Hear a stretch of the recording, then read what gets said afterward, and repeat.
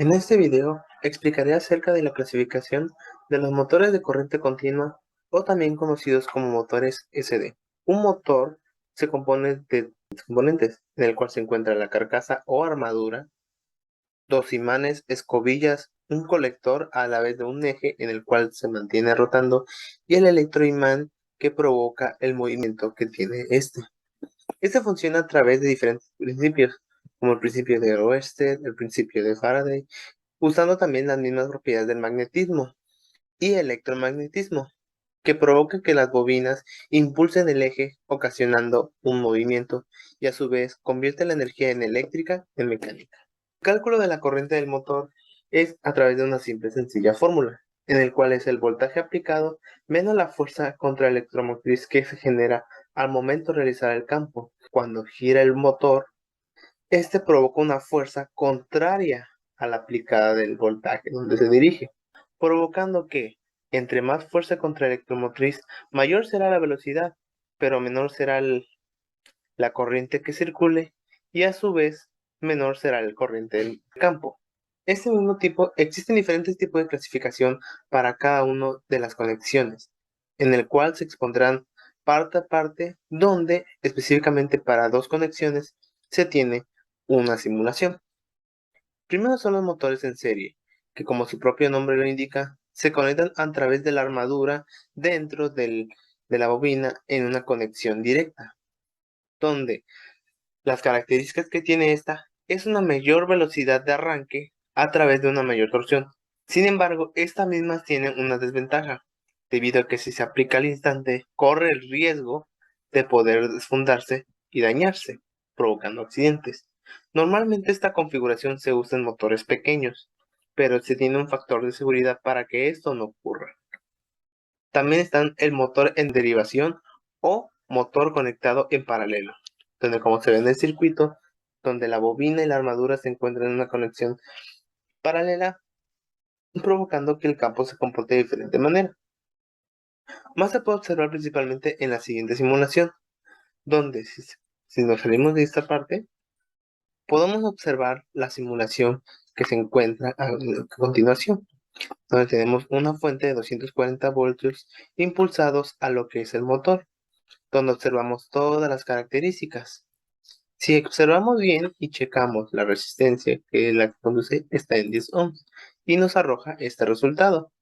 Y para encontrar la relación de donde W es la fuerza angular con la que se mantiene, BA es el voltaje inicial, IA es la corriente del motor y por último TE es el torque inducido que provoca. Como vemos, conforme el paso del tiempo, se van estabilizando hasta un punto donde la corriente se mantiene en mínimo y el torque igual. Por lo mismo, por el tiempo aplicado y por la potencia misma que se aplica.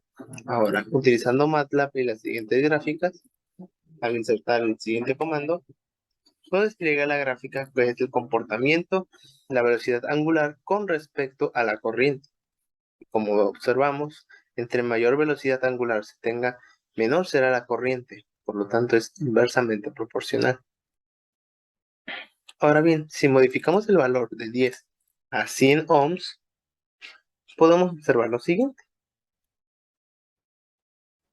Como se ve, el comportamiento es distinto y la corriente, de acuerdo al manejo del voltaje, es un poco menor respecto a la corriente que se tenía anteriormente. Esta se conoce como la corriente de campo, que si regresamos a la presentación, podemos observar que, como se ve en la misma corriente, esta se mantiene fija. Sin embargo, para 100 ohms, esta empieza a cambiar y con respecto a su gráfica, que al comprobarlo con el siguiente comando, nos despliega lo siguiente. Y como vemos, la gráfica es muy diferente con respecto a lo que se tenía anteriormente. Para el mismo caso con 200 volts, que vemos que va bajando aún más su corriente de campo con respecto a la corriente misma. Por lo que podemos decir que la resistencia es un factor muy importante para definir si será o no mayor el campo, tanto proporcionalmente la corriente de campo como la corriente de motor. Por último tenemos la conexión independiente, donde las donde la armadura y el inductor se encuentran conectados con diferentes fuentes a cada uno. Esto mismo, si lo representamos en el siguiente circuito, al escribir Power DC Motor, nos despliega el siguiente fenómeno, que como observamos al darle play a la siguiente simulación, podemos observar que el comportamiento es muy diferente a lo que se tiene, principalmente al módulo que se encuentra aquí dentro, donde con lo que vemos son varias resistencias compuestas directamente a un intervalo diferente, donde a través de 2.8, 4.8 y 6.8, estas se irán desactivando, provocando el fenómeno de la corriente, donde vemos que va escalonado. Ahora bien, si nos fijamos lo que es el voltaje, vemos que se va escalonando poco a poco. Primero llega un pico donde se representa el voltaje máximo y luego va escalonando, escalonando, escalonando hasta llegar al voltaje máximo. Esto se hace con factores de seguridad para que el arranque pueda ser o mayor o menor, dependiendo la carga de velocidad que se le... Esto mismo se puede ver en representación a cómo se va comportando de acuerdo a cómo se va restringiendo, como se ve en este mismo voltaje. Ahora, ¿qué tal si modificamos cada una de las resistencias para que se active o desactive?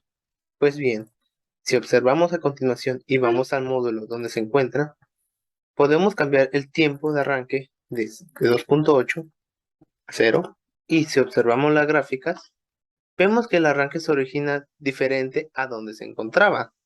Y vemos que el arranque se encuentra un poco más, sin embargo la corriente vemos que se dispara un poco debido a esta misma interferencia. Nada más veamos que nos aplicó. Como vemos el cambio mismo.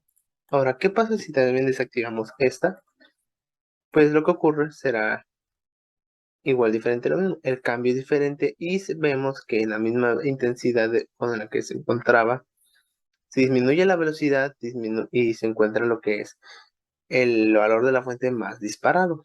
Vemos que se dispara totalmente hacia donde encuentra, dando estos mismos picos pueden ocasionar fallas dentro del mismo motor, por lo que la importancia de estos mismos, si lo dejamos que nunca se activen en tiempo de 11 cada uno, podemos ver que el arranque es muy lento y la velocidad con la que se llega no es la máxima, por lo que podemos deducir que estas resistencias son las encargadas de regular cómo es que va a ir el ritmo y cómo el campo se va a ir comportando.